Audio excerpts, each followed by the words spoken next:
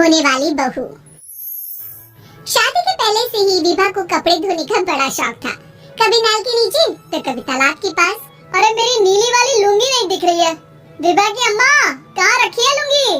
अरे वो तो विभा ने परसों ही धोकर रखी थी आपकी अलमारी में, देखो वही होगी। वो ना मैंने आज धो दी, मुझे लगा कि गंदी हो गई होगी।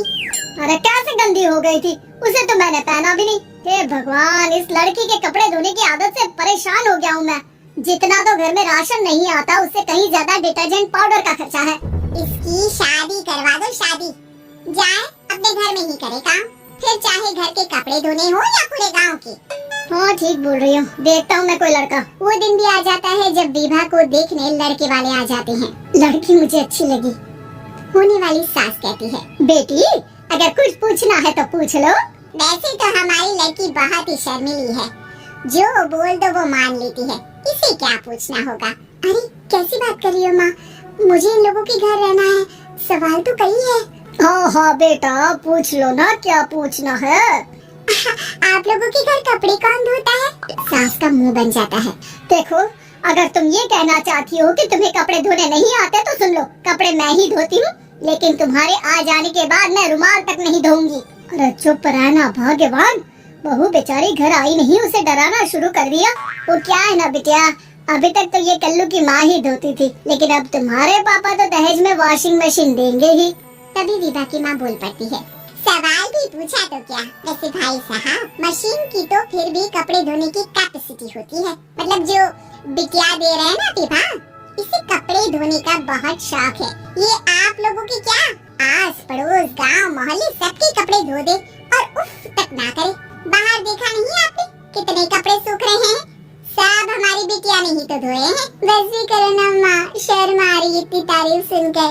और तो और एक दाग निकाल कर दिखाओ तो मान जाओ। हाँ अच्छा, माफ करना बेटा, मैंने गलत समझा, हमें तो रिश्ता बहुत पसंद है। और ऐसे जुड़ जाता है रिश्ता कपड़े धोने का शौक रखने वाली विभा का। उसकी शादी हो जाती है कोयला फैक्ट्री में काम करने वाले कल्लू के साथ। शादी के बाद अचानक विभा चिल्लाती हुई सास के पास आती है, सासू माँ, अरे सासू माँ कहाँ हैं आप? ये तो धोखा है, धोखा दिया आप लोगों ने मुझे। इसे ससुर के चक्कर के बारे में पता चल गया। अरे तो उसमें तुझे क्यों धोखा मिला है? अरे नल में पानी नहीं आता, कपड़े कैसे कब धुलेंगे? अच्छा, तू पानी नहीं आ रहा उसकी बात कर रही है? तो आपने क्या सोचा? कुछ नहीं। अच्छा, तेरी माँ ने कहा था कि कपड़े धोने का शौक है, तुझे याद आया मुझे। शौक बोलकर कपड़े धोने वाले मेरे जुनून को कम ना आके सासू माँ, कपड़ा धोना मेरा गुरूर है। तभी पति भी वहाँ आ जाता है। अभी मैंने इसे सनी देओल की फिल्म दिखाई है, उसी के डायलॉग मार रही है माँ। अच्छा सुन, साफ बता रही हूँ, पानी सुबह 4 से 6 और शाम को 10 से 12 आता है, समझी? विभा टाइमिंग सुनकर हैरान हो जाती है। ये क्या भूतों का मोहल्ला है? सुबह 4 बजे उठकर कौन कपड़े धोता है? 4 बजे टंकी में पानी जाता है, फिर सारा दिन धोना ना, किसने मना किया? अरे कैसे बात कर रही है? 200 लीटर की टंकी में कितने कपड़े धो लूंगी मैं? सुबह ही उठ जाऊंगी मैं। अब क्या था, विभा सुबह 4 से लेकर रात के 12 बजे तक कपड़े ही धोती रहती। एक रोज सास पड़ोस से निकलकर कहीं जा रही होती है कि साथ वाली कहती है, हाँ कल्लू की माँ, सर ये बताओ कि 2 साड़ी है, 2 ब्लाउज और एक पेटीकोट और एक नाड़ी वाला लंबा कच्छा। हाँ तो?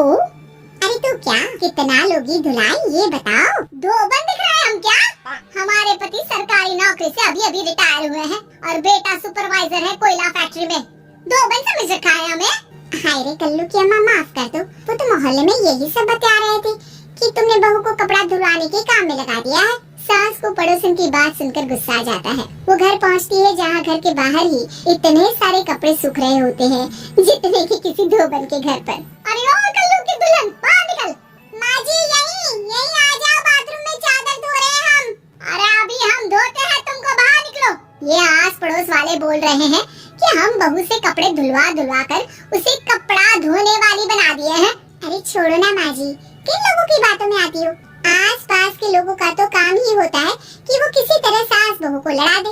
बहू सारे घर के कपड़े धोती है, ये क्या कम है? बोलिए। सास को भी लग जाता है कि वो बहू का ये संकीपन नहीं छुड़वा सकती, इससे अच्छा है कि खुद ही चुप हो जाए। एक रोज सास और बहू मंदिर जाते हैं, जहाँ सास की साड़ी वहाँ खड़ी भीख मांगने वाली से मिलती है। माँ जी क्या बात है, आपकी साड़ी उस भिखारन से कितनी मिल रही है ना? हाँ हाँ देखो तो, दोनों की साड़ी मिल रही है। क्या बात है कल्लू की अम्मा, तुम खुद को तो अफसर की बीवी बताती हो और ऐसी सिंपल सी प्लेन साड़ी पहनकर घूमती हो। सिंपल और प्लेन नहीं है ये साड़ी। तो क्या सोने के धागे से फूल बने हैं? कुछ भी सासू माँ, कुछ भी। हाँ बने थे इस साड़ी में सोने के धागे से फूल। मेरे पति लेकर आए थे मद्रास से स्पेशली मेरे लिए 10,000 की। ताहे भाई साहब इस भिखारन के लिए भी सेम टू सेम साड़ी लेकर आए होंगे 10,000 की। सास उस वक्त कुछ नहीं कहती, लेकिन बहू के साथ घर आती है और अलमारी से एल्बम निकाल कर लाती है। ये साड़ी देख रही है, ये वही साड़ी है जिसे मैंने अभी पहना था। इस साड़ी में ये जो चमकदार फूल दिख रहे हैं ना, ये सोने के धागों से काढ़े गए हैं। लेकिन तू लोकल वॉशिंग मशीन ब्रश से घिस घिस कर सारे फूलों को निकाल कर साड़ी प्लेन कर दी। मुझे माफ कर दीजिए सासू माँ। और तो और, जब मैंने तुझे तेरी गलती के लिए कुछ नहीं कहा, लेकिन तूने तो सबके सामने मेरा मजाक ही बना दिया। क्यों? बहू को समझ में आ जाता है कि अब से उसका कपड़े धोना